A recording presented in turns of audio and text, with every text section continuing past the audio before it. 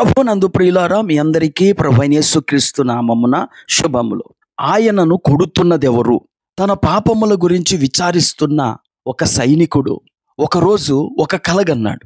ఆ కలలో ఒక సైనికుల గుంపు యేసును అపహసిస్తూ ఆయనకు రాజవస్త్రములు తొడిగించి ఆయన తలపై ముండ్ల కిరీటము పెట్టి రెల్లుతో ఆ కిరీటముపై కొట్టి ఆయన కండ్లకు గంతలు కట్టి వీపుపై ఆయనను గుద్దుతూ ప్రవచించమని హేళనగా అడగసాగారు.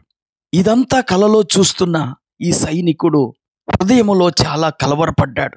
ఇతడు తన కలలోని సైనికుల గుంపులో నుండి ఒక సైనికుడు ముందుకు వచ్చి ఒక పెద్ద కొరడా తీసుకొని యేసు ప్రభు వారిని గొడ్డును బాదినట్లు బాదటం మొదలుపెట్టాడు. ఆ కొరడా కొనలకున్న ఇనుప ముక్కల వల్ల యేసుక్రీస్తు దేహము చీల్చబడుతుంటే రక్తము చివ్వున చిమ్మసాగింది.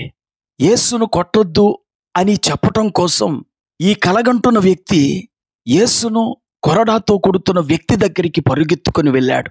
వెళ్ళి చూస్తే యేసును కర్కశంగా కొరడాతో కొడుతున్న ఆ వ్యక్తి ముఖం తన ముఖమే. వెంటనే ఆశ్చర్యపోయాడు. ఏమిటి, యేసును కొడుతున్నది నేనా? వెంటనే మెలకు వచ్చింది. అతనికి యెషయా గ్రంథం 53:5 గుర్తొచ్చింది.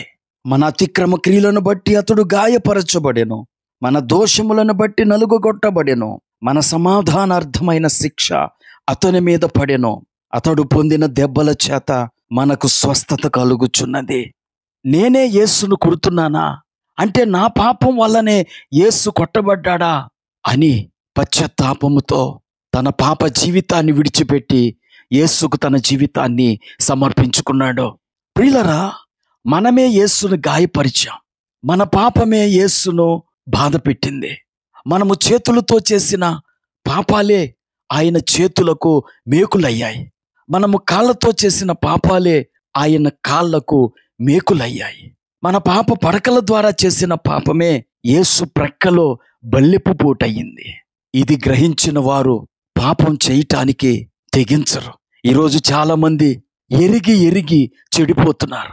హెబ్రీయులకు రాసిన పత్రిక 6వ అధ్యాయంలో అపోస్తలుడైన పౌలు అంటాడు, ఒకసారి వెలిగింపబడి దేవుని దివ్య వాక్యమును రాబో యుగ సంబంధమైన శక్తుల ప్రభావమును అనుభవించిన తరువాత తప్పిపోయిన వారు తమ విషయములో దేవుని కుమారుని మరలా సిలువ వేయిచు బాహాటముగా ఆయనను అవమానపరుచుచున్నారు.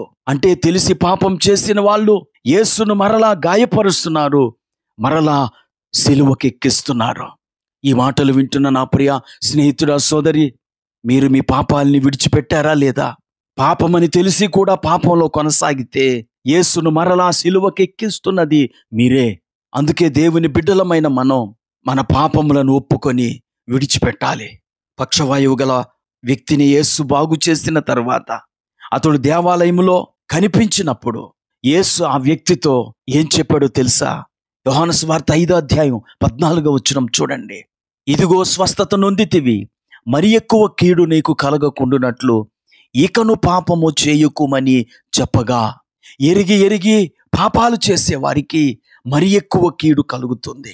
అందుకే మన పాపముల విషయమై పశ్చాత్తాపపడిన తరువాత మన జీవితాలను యేసుకు సమర్పించుకున్నప్పుడు యేసే మనలను పరిశుద్ధపరిచి పరిశుద్ధ మార్గములో నడిపిస్తాడు.